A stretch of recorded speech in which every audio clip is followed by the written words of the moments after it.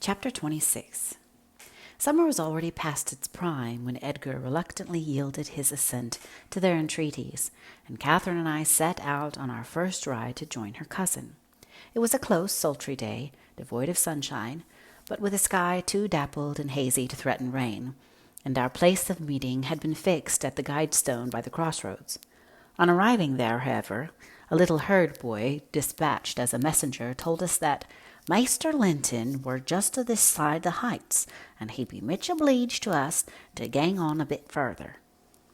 Then Master Linton has forgotten the first injunction of his uncle, I observed. He bid us keep on the Grange land, and here we are off at once. Well, we'll turn our horses' heads round when we reach him, answered my companion. Our excursion shall lie towards home. But when we reached him, and that was scarcely a quarter of a mile from his own door, we found he had no horse, and we were forced to dismount and leave ours to graze. Are you enjoying this audiobook? Please take a moment to hit the subscribe button for more videos like this, and please hit the like button. Those two things make a big difference for this channel, and I appreciate every single like and subscription. Thank you so much.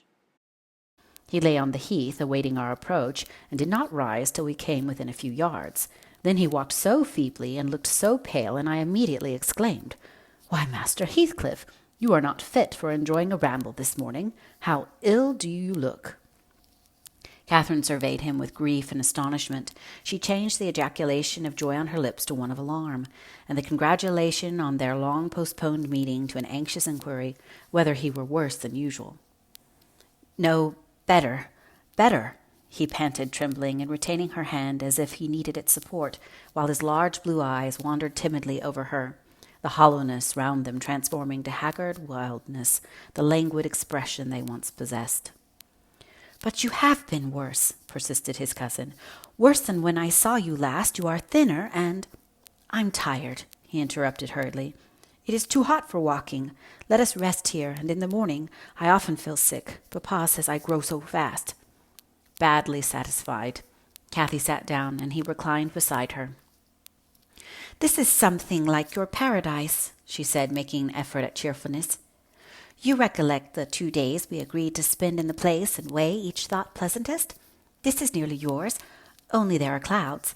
But then they are so soft and mellow. It is nicer than sunshine. Next week, if you can, we'll ride down to the Grange Park and try mine. Linton did not appear to remember what she talked of, and he had evidently great difficulty in sustaining any kind of conversation.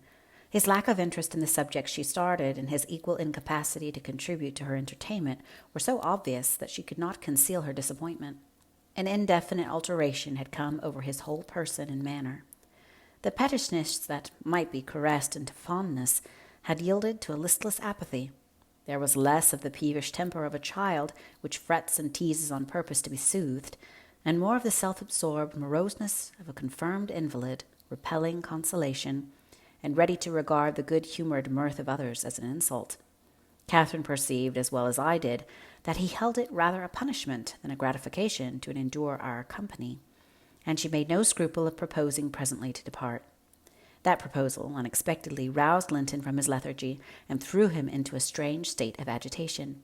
He glanced fearfully towards the heights, begging she would remain another half-hour at least.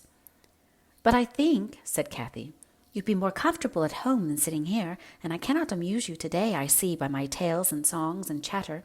You have grown wiser than I in these last 6 months. You have little taste for my diversions now, or else, if I could amuse you, I'd willingly stay. Stay to rest yourself, he replied. And, Catherine, don't think or say that I'm very unwell. It is the heavy weather and heat that make me dull, and I walked about before you came a great deal for me. Tell uncle I'm in tolerable health, will you? I'll tell him that you say so, Linton. I couldn't affirm that you are, observed my young lady, wondering at his pertinacious assertion of what was evidently an untruth. And be here again next Thursday, continued he, shunning her puzzled gaze. And give him my thanks for permitting you to come, my best thanks, Catherine, and if you did meet my father and he asked you about me, don't lead him to suppose that I've been extremely silent and stupid. Don't look sad and downcast as you are doing. He'll be angry. I care nothing for his anger, exclaimed Kathy, imagining she would be its object. But I do, said her cousin, shuddering. Don't provoke him against me, Catherine, for he is very hard. Is he severe to you, Master Heathcliff? I inquired. Has he grown weary of indulgence and passed from passive to active hatred? Linton looked at me, but did not answer. And after keeping her seat by his side another 10 minutes, during which his head fell drowsily on his breast, and he uttered nothing except suppressed moans of exhaustion or pain, Kathy began to seek solace in looking for bilberries, and sharing the produce of her researches with me, she did not offer them to him, for she saw further notice would only weary and annoy. Is it half an hour now, Ellen? She whispered in my ear at last. I can't tell why we should stay. He's asleep, and Papa will be wanting us back. Well, we must not leave him asleep, I answered. Wait till he wakes and be patient. You were mighty eager to set off, but your longing to see poor Linton has soon evaporated. Why did he wish to see me? Returned Catherine. In his crossest humours formerly, I liked him better than I do in his present curious mood. It's just as if it were a task he was compelled to perform, this interview, for fear his father should scold him. But I'm hardly going to come to give Mr. Heathcliff pleasure, whatever reason he may have for ordering Linton to undergo this penance. And though I'm glad he's better in health, I'm sorry he's so much less pleasant and so much less affectionate to me. You think he is better in health, then? I said. Yes, she answered, because he always made such a great deal of his sufferings, you know. He is not tolerably well, as he told me to tell Papa, but he's better, very likely. There you differ with me, Miss Cathy, I remarked. I should conjecture him to be far worse. Linton here started from his slumber in bewildered terror, and asked if anyone had called his name. No, said Catherine, unless in dreams. I cannot conceive how you managed to doze out of doors in the morning. I thought I heard my father, he gasped, glancing up to the frowning map above us. You're sure nobody spoke?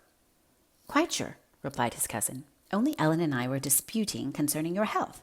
Are you truly stronger, Linton, than when we separated in winter? If you be, I'm certain one thing is not stronger, your regard for me. Speak. Are you? The tears gushed from Linton's eyes as he answered, Yes, I am. And still under the spell of the imaginary voice, his gaze wandered up and down to detect its owner. Cathy rose.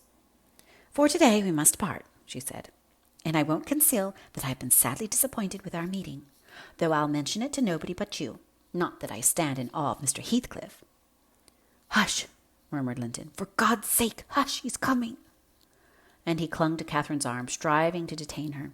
But at that announcement she hastily disengaged herself, whistled to Minnie, who obeyed her like a dog. I'll be here next Thursday, she cried, springing to the saddle. Goodbye. Quick, Ellen. And so we left him, scarcely conscious of our departure, so absorbed was he in anticipating his father's approach.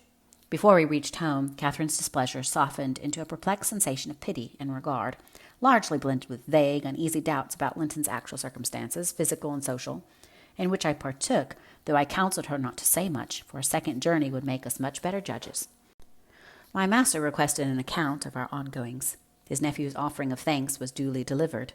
Miss Cathy, gently touching on the rest, I also threw little light on his inquiries, for I hardly knew what to hide and what to reveal.